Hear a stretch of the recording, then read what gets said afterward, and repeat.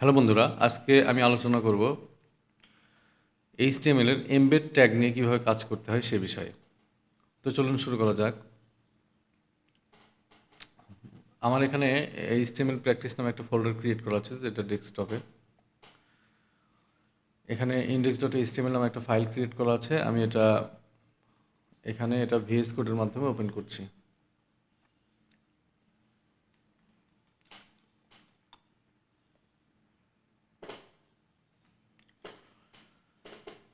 আচ্ছা, গতদিন এগুলো প্র্যাকটিস করা হয়েছিল, এগুলোকে আমি ফেলে দিচ্ছি। আচ্ছা, এমবেড ট্যাগটা আসলে কি, সেটা কিভাবে কাজ করে সেটা বিষয়ে একটু বলি। এমবেড ট্যাগটা হচ্ছে কোনো মিডিয়া ফাইল যদি আমাদের ওয়েবসাইটে অ্যাড করতে চাই। মিডিয়া ফাইল বলতে অডিও হইতে পারে, ভিডিও হইতে পারে, ইমেজ হইতে পারে। এ ধরনের মিডিয়া ফাইলগুলো নিয়ে যদি আমার ওয়েবসাইটে কাজ করতে চাই, আমার এইচটিএমএল ফাইলে যদি কাজ করতে চাই, তাহলে সেক্ষেত্রে এমবেড ট্যাগটা ব্যবহার করব। তো এখন কিছু কথা আছে এখানে, যে আমি ভিডিওর জন্য এটা ব্যবহার করতে পারি এমবেড ট্যাগ, কিন্তু অডিওর জন্য ব্যবহার করা যায়, কিন্তু অডিওটা ব্যবহার করা এখন হচ্ছে ডেপ্রিকেটেড এবং এটা নট রিকমেন্ডেড। অডিও এবং ইমেজের জন্য আলাদা ট্যাগ আছে, সেভাবে ব্যবহার করব, কিন্তু এটা তো ব্যবহার করা যায়। সেটা কিভাবে করে সেগুলো দেখব। আসুন শুরু করা যাক। এখানে আমি এমবেড নামে একটা ট্যাগ ক্রিয়েট করলাম, যার অ্যাট্রিবিউট হচ্ছে এসআরসি, আর আরেকটা অ্যাট্রিবিউট হচ্ছে টাইপ। তো এমবেডটা হচ্ছে ট্যাগ সোর্স এসআরসি, এর মধ্যে আমি বলবো আমার মিডিয়া ফাইলটা কোথায় আছে, কোন লোকেশনে আছে সেই বিষয়ে।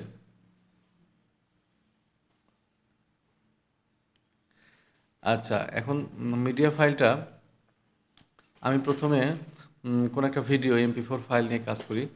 চলুন শুরু করা যাক। আমি এইখানে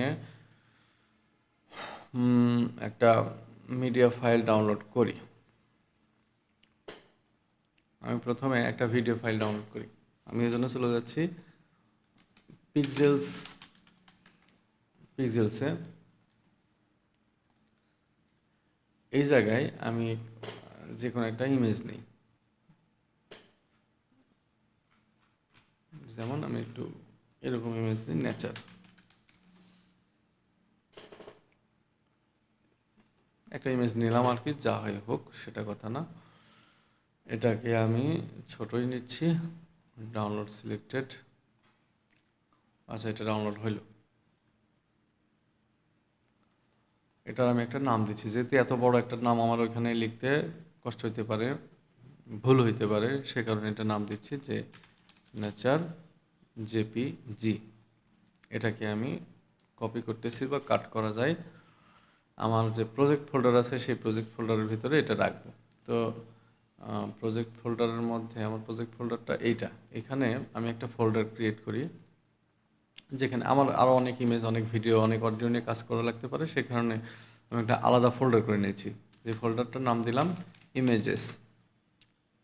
অ্যান্ড দেন আমি এই ভিএস কোডে এখানে এই ইমেজেস ফোল্ডার আছে, ইমেজেস ফোল্ডারে তো আমি পেস্ট করি না, ইমেজেস ফোল্ডার, দেন এর মধ্যে আমি ছবিটাকে রাখলাম। এখন আমি এখানে যাই, সোর্সের ভিতরে আমার ইমেজটা ঠিক যেখানে আছে সেই লিঙ্কটা, সেই লোকেশনটা এখানে বলতে হবে। তো আমি এখানে লিখতে পারি ইমেজেস, তারপরে হচ্ছে তার মধ্যে নেচার, তাহলে একটা স্ল্যাশ দিতে হবে, যেহেতু একটা ডিরেক্টরি বা একটা ফোল্ডার হলে আমার স্ল্যাশ দিতে হবে, স্ল্যাশ। তার মধ্যে হচ্ছে ফাইলটার নাম হচ্ছে নেচার জেপিজি, নেচার.jpg, এটা লিখব। আচ্ছা, আর টাইপটা কি হবে? সরি, আমি এখানে আচ্ছা ইমেজটা দেখি। এখানে ইমেজের জন্য আমার যে টাইপটা হবে সেটা হচ্ছে এখানে ইমেজ জেপিইজি, যেহেতু আমার জেপিজি, তো এখানে জেপিজি লিখলেও হবে। যেটা আউটপুট দেখি, এখানে কিন্তু আমি ওয়াইড হাইট দুইটা প্যারামিটার ব্যবহার করতে পারি। হ্যাঁ, এখানে দিতে পারি ওয়াইড, আমি দিলাম হচ্ছে 200, হাইট আমি দিলাম হচ্ছে 200। এখন আমি যদি এটা দেখি, যে ওপেন করি, এটা আউটপুট কি আসে। এখানে দেখতেছি এখানে ইমেজটা আসছে।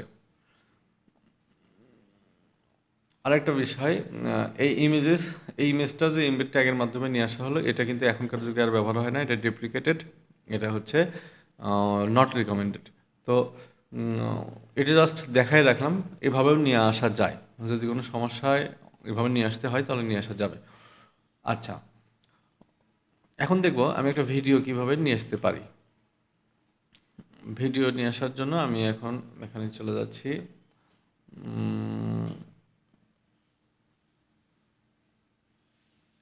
এখানে হচ্ছে আমি ভিডিওতে চলে যাচ্ছি, যে পিক্সেল টু পিক্সাবেজ এই ধরনের সাইটগুলো ভালো। এখানে আমি এখান থেকে ভিডিওটা সিলেক্ট করে দিলাম, দিয়ে এখানে লিখলাম নেচার। তাহলে নেচারের যে ভিডিওগুলো আছে সেগুলো আসলে ক্লিক করলাম, দেন এটাকে আমি ডাউনলোড করি। আমি সবচেয়ে ছোট যেটা সেটা ডাউনলোড করতেছি, জাস্ট শেখাটা দরকার, রেজুলেশন বা ভালো ভিডিওটা আমার দরকার না।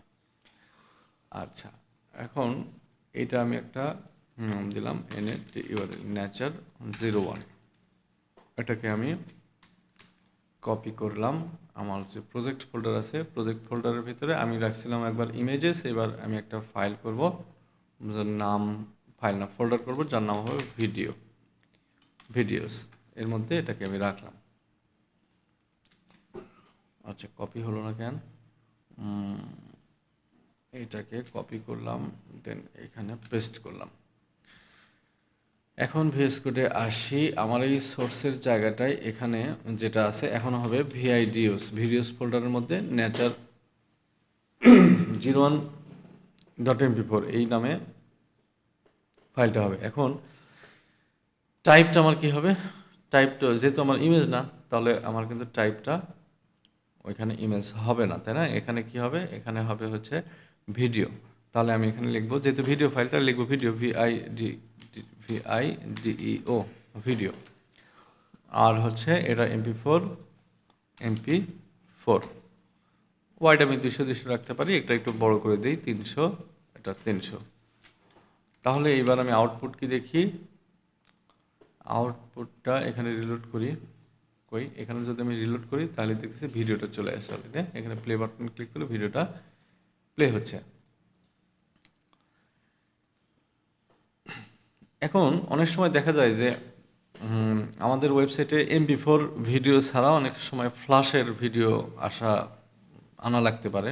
ফ্ল্যাশের ভিডিও এখানে আনার জন্য আমাদের কিভাবে করতে হবে, ফ্ল্যাশ ভিডিওর হচ্ছে আমার এক্সটেনশন হচ্ছে SWF। SWF এটা একটা ফ্ল্যাশ ফাইল। তো আমি একটা ফ্ল্যাশ ফাইল ডাউনলোড করতেছি, বা হচ্ছে আমি আপাতত এখানেই অতবার আমি ডাউনলোড করতেছি না, জাস্ট দেখাটা দরকার। আমি এটাই আপাতত এখানে লিখে দিচ্ছি, যে এটাই নেচার। এটাকে আমি একটা কপি করি, হ্যাঁ এটাকে একটা কপি করি, জাস্ট এখানে হচ্ছে 01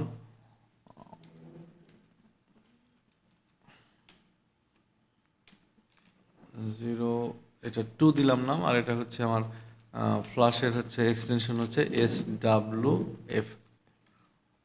আমি যেভাবে এখানে নাম লিখলাম এভাবে নাম লিখে ফাইল বানালে কিন্তু হবে না, যেটা ফ্ল্যাশ ফাইল সেটাকে ডাউনলোড করে নিয়েই কাজ করতে হবে। এটা জাস্ট আমি বোঝানোর সুবিধার্থে যে এটা কীভাবে ব্যবহার করতে হয়। আচ্ছা, এমপি4 ফাইলটা যেভাবে ভিডিও ফাইলটা ডাউনলোড করলাম এরকম ফ্ল্যাশ ফাইলটা ডাউনলোড করতে হবে, বা কোনো সোর্স থেকে নিলে সেটা নিতে হবে। আচ্ছা, SWF ফাইলটা আমি কীভাবে এখানে অ্যাড করব? তো এখানে আমার কিন্তু এই ভিডিওসের মধ্যেই তো আছে, তাহলে আমি ভিডিওসটা থাকবে। দেন এই জায়গাটা আমার কি হবে, এই জায়গা হবে নেচার 02 SWF। ঠিক আছে। আর এই টাইপে আমি কি লিখবো, টাইপের বেলায় কিছু ভিন্নতা আছে। এখানে আমার লিখতে হবে অ্যাপ্লিকেশন, APPLICATN অ্যাপ্লিকেশন স্ল্যাশ, যেটা একটা ফ্ল্যাশ ফাইল, তাহলে এখানে লিখতে হবে shockwave shockwave ফ্ল্যাশ -ফ্ল্যাশ লিখতে হবে। আর হাইট আমার 300 থাকতে পারে। এখানে এখানে পিএক্স দিলে কাজ করবে না, ট্রাই করে দেখা যেতে পারে। এখানে পিএক্স লিখবেন, এখানে পিএক্স লিখলে কি পিএক্সের মতো কাজ করবে।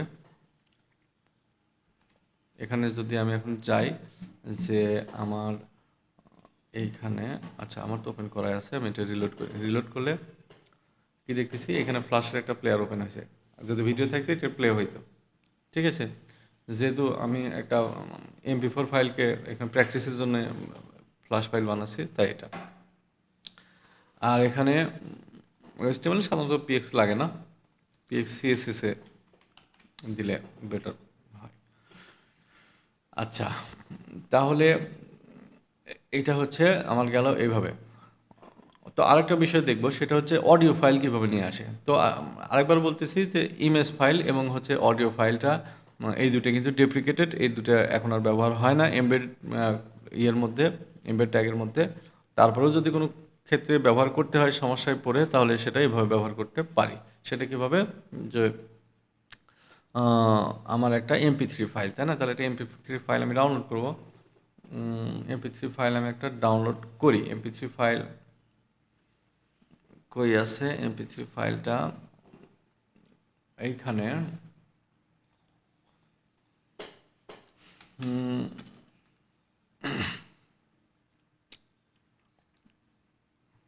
এমপি কি বলা যায়, আমি এটা এমন করতে পারি যে মিক্স কিট নামে একটা ওয়েবসাইট আছে, এখানে অনেক ধরনের ইফেক্ট অনেক কিছু পাওয়া যায়। তো এইখানে আমি যদি মিউজিক লিখি আর এখানে লিখি যে ইফেক্টস, সাউন্ড ইফেক্টস, অনেক ধরনের ইফেক্ট আমি এখানে পাবো। অডিও ফাইল এগুলো প্লে করলে প্লে হয়, এগুলো প্লে করলে প্লে হয়। এটাকে যে এই পাশে একটা ডাউনলোড বাটন আছে, ক্লিক করলে এটা ডাউনলোড হবে। তাহলে যে ফাইলটা ডাউনলোড হলো, এটার আমি একটা নাম দেই যে এটা হচ্ছে সাউন্ড ইফেক্টস।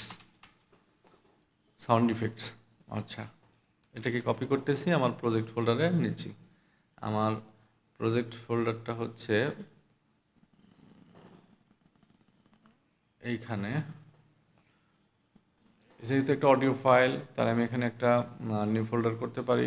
অনেকগুলো অডিও নিয়ে যদি কাজ করা লাগে তাহলে সুবিধা হবে। তাহলে AUDI অডিও, এটার মধ্যে এটা পেস্ট করলাম। আচ্ছা, এইবার এখানে আমার কি চেঞ্জ করতে হবে, এখানে যেটা চেঞ্জ করতে হবে সেটা হচ্ছে এই জায়গাটাতে আমার অডিও, তাহলে সোর্স অডিও কোথায় আছে সেটা আমার বলতে হবে।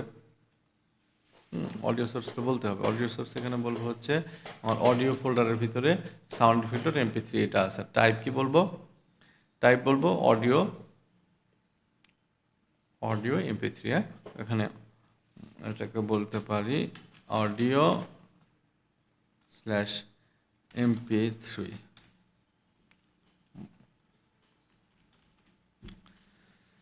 এইবার আমি যদি এটা হোয়াইট 300 রাখলাম, এবার যদি আমি এখানে রিলোড করি তাহলে কিছু অডিও ফাইলটা আসছে, প্লে বাটনে ক্লিক করলে প্লে হয়। তো ঠিক আছে, সবাই ভালো থাকবেন। আমার ভিডিও ভালো লেগে থাকলে আমার চ্যানেলকে সাবস্ক্রাইব করবেন, লাইক কমেন্ট শেয়ার করে আমার পাশে থাকবেন। ধন্যবাদ সবাইকে।